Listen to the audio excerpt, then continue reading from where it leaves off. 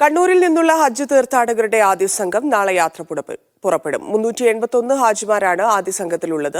3164 പേരാണ് ഇത്തവണ കണ്ണൂരിൽ നിന്ന് ആകെ ഹജ്ജ് യാത്രയ്ക്ക് ഒരുങ്ങിയത്.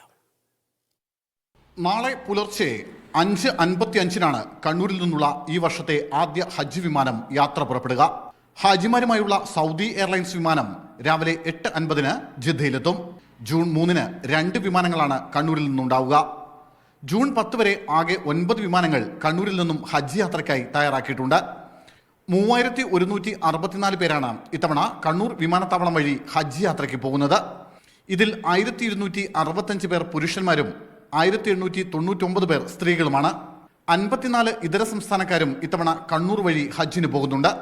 700ഓളം ഹാജിമാർക്ക് താമസിക്കാനുള്ള വിപുലമായ സൗകര്യങ്ങൾ ഇത്തവണ കണ്ണൂർ എയർപോർട്ടിൽ ഒരുക്കിയിട്ടുണ്ട്.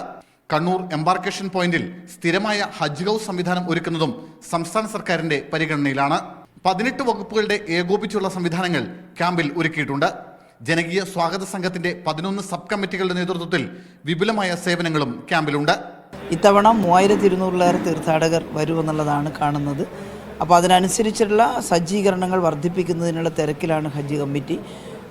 ഗവൺമെൻറ് 1 കോടി രൂപ ഹജ്ജിൻ്റെ ചെലവിന് വേണ്ടി കഴിഞ്ഞ തവണയും തന്നിരുന്നു. ഇത്തവണയും കേരള ഗവൺമെൻറ് 1 കോടി രൂപ തീർത്ഥാടനത്തിൻ്റെ ചെലവുകൾക്കായി അനുവദിച്ചു തന്നിട്ടുണ്ട്.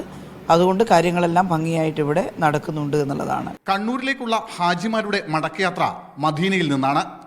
മീഡിയ 1 കണ്ണൂർ. എണ്ണിപ്പറയും ഓരോ വോട്ടും.